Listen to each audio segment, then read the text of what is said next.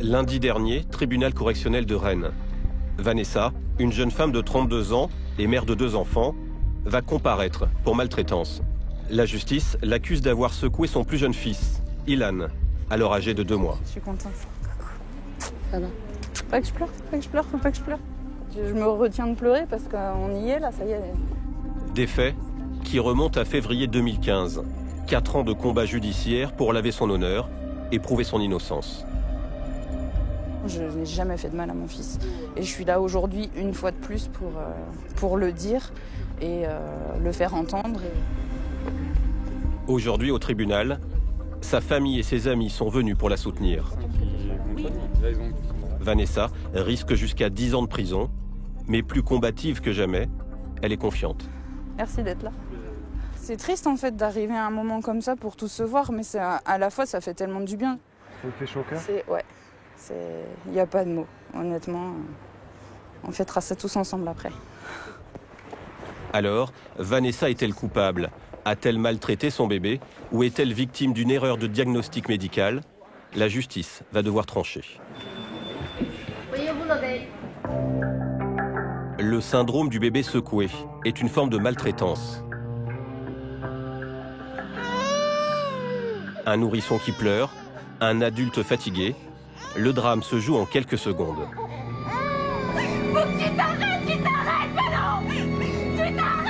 Des gestes qui provoquent des séquelles irréversibles, voire le décès de l'enfant dans le pire des cas. Chaque année en France, 200 bébés en seraient victimes. Mais à l'image de Vanessa, des dizaines de familles s'estiment accusées à tort. Elles dénoncent un problème de diagnostic médical, car certains nourrissons présenteraient des symptômes similaires à ceux d'un bébé secoué, sans avoir pour autant été maltraités. Alors, quel est ce syndrome?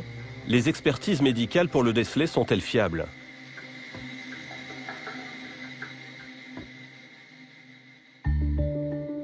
En Bretagne, près de Quimper, le temps s'est arrêté chez Cassandra et son mari Jordan. Bon, allez, c'est calme, vous mangez ? Attends, je vais remettre les autres trucs dedans. Chaque jour, le couple tourne en rond dans la chambre de leur unique enfant, Ilona. La petite fille, âgée aujourd'hui d'1 an, leur a été retirée par les services sociaux. Malgré qu'elle soit pas là, on a ce besoin de venir tout le temps dans sa chambre.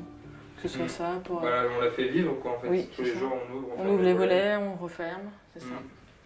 Je dirais aussi d'ouvrir son armoire, regarder ses vêtements et se dire ah bientôt elle mettra ça. Comme Vanessa, Cassandra et Jordan sont accusés d'avoir secoué leur bébé, mais ils clament leur innocence. Ils sont persuadés d'être victimes d'une erreur de diagnostic médical. Pour le moment, les autorités ne veulent rien entendre. Les 2 parents ne voient leur fille que 2 fois par semaine, en présence d'un agent des services sociaux. Voilà. Best for life. Sur ces images filmées avec leur téléphone, le couple s'émerveille en donnant le bain à Ilona, car c'est exceptionnel. Premier petit bain que nous allons pouvoir enfin donner à notre fille depuis 10 mois. Mais les visites ne durent que 2 heures. Quand l'agent des services sociaux repart avec la petite fille, c'est chaque fois le même déchirement. On est super mal, c'est compliqué. De se dire que là elle est partie, qu'on reprend notre vie à 2, comme si elle n'était pas là. Ça vous arrive de craquer? Ah oui, souvent. Oui, je suis désolée. On peut pas toujours retenir, on essaye, mais le fait d'en parler, du coup, voilà, c'est encore plus dur. Surtout que là, elle vient de partir, donc c'est que là, c'est reparti, et puis il faut attendre de nouveau mardi avant de pouvoir la voir et pouvoir profiter d'elle un petit peu. Et le calvaire du couple ne s'arrête pas là. Une fois par semaine, Cassandra et Jordan se rendent à la gendarmerie pour un contrôle judiciaire. Oui, bonjour, on vient pointer. S'ils ne se présentent pas, ils peuvent être placés en détention provisoire. Une situation qu'ils ont de plus en plus de mal à supporter. Ça nous fait mal, ça c'est sûr.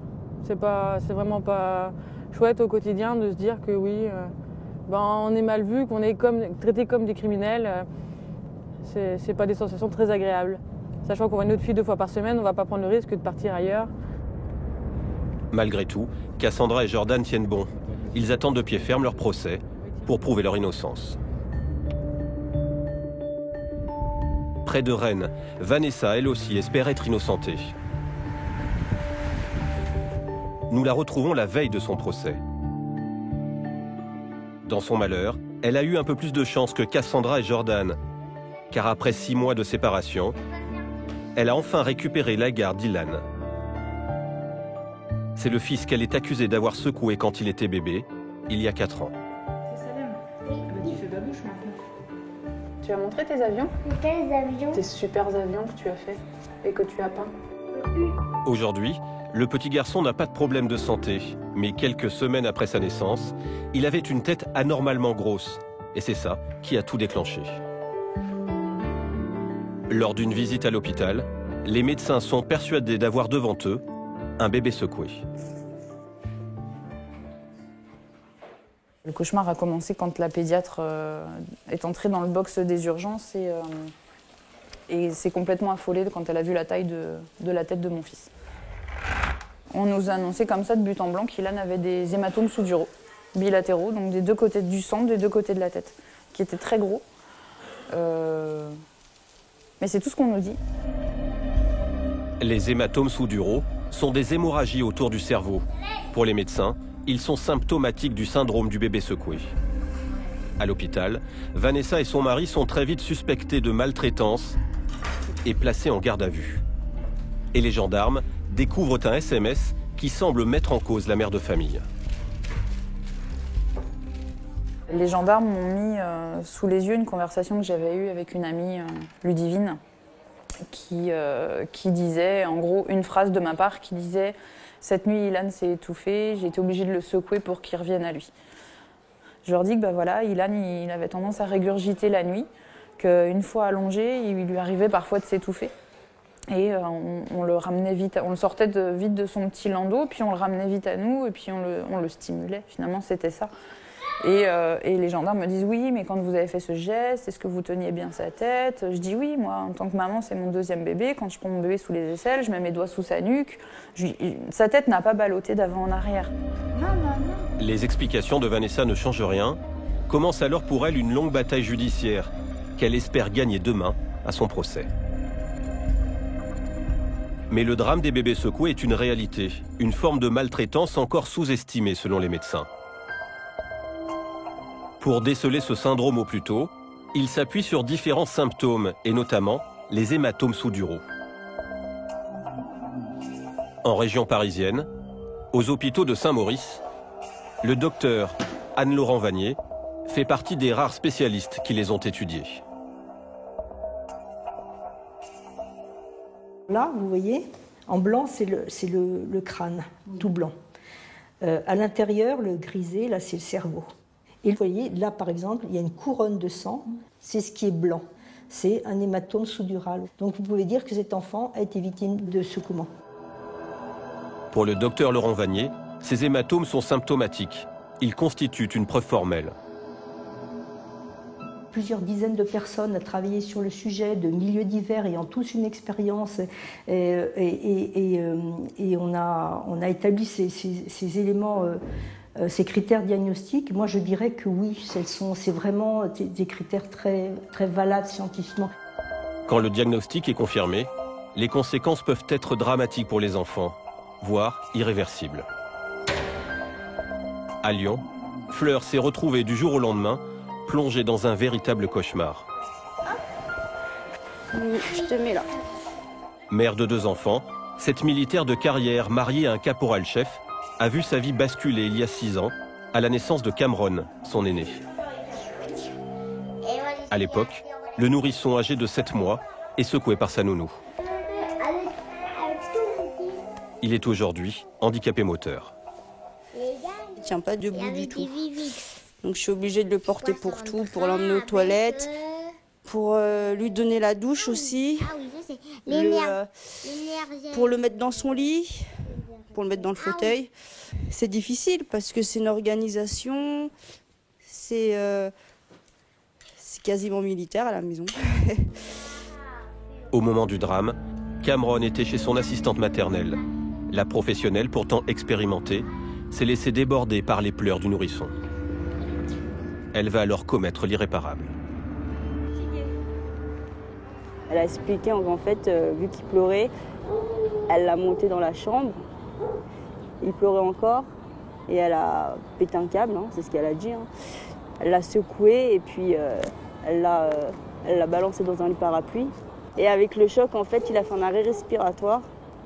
Et quand elle a vu qu'il ne bougeait pas, elle l'a repris et elle l'a ressecoué.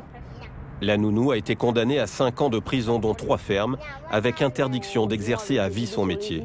Mais pour Cameron, le mal est fait. Toute sa vie, il aura besoin de soins.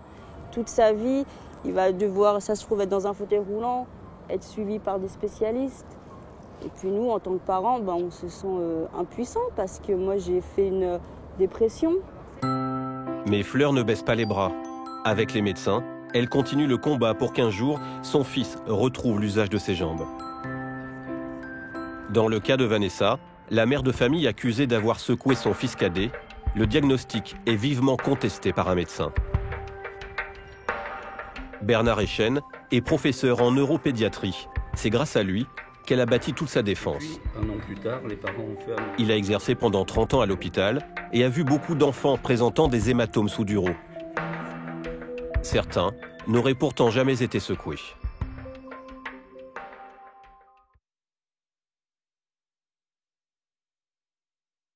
Comment pouvez-vous être sûr que ces enfants n'ont pas été secoués à un moment donné? Et à moins d'avoir été secoués par les infirmières, je ne vois pas comment ça aurait pu se faire. Auquel cas, ce sont des manipulations simples qui ont généré l'hémorragie. Qu'est-ce que vous appelez manipulation simple? Manipulation simple, c'est le fait de changer les couches d'un enfant, de lui donner son biberon, de le manipuler en lui faisant sa toilette. Ça peut arriver quand il y a un terrain prédisposé. Il y a des enfants qui ont fait des hématomes en tombant parce que bousculés par leur frère d'un petit sofa avec une hauteur de 30 cm. Pour le professeur Echen, bien d'autres facteurs peuvent provoquer des hématomes sous-duraux. C'est ce qu'il compte démontrer lors du procès de Vanessa.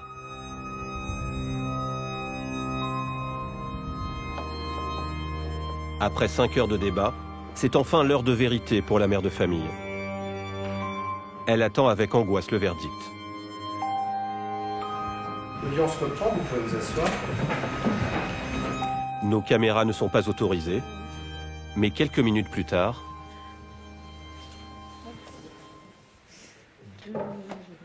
ce sont des larmes de joie qui coulent sur les joues de Vanessa. Elle est relaxée et lavée de tout soupçon. Je réalise même pas, c'est incroyable.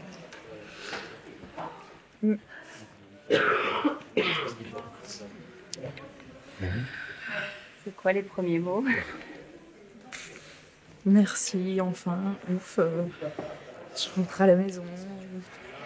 C'est une première étape parce que le dossier de Vanessa, malheureusement, est assez révélateur de problèmes qui sont très généraux et qui se retrouvent dans énormément de dossiers un peu partout en France. Le sujet, il n'est pas simplement d'obtenir des relax, le sujet, il est qu'on arrête de séparer des familles quand on n'est pas absolument certain. Voilà. En France, dans ce genre d'affaires, c'est la première fois qu'un tribunal désavoue des médecins. Vanessa espère que son cas permettra à d'autres familles de faire reconnaître leur innocence.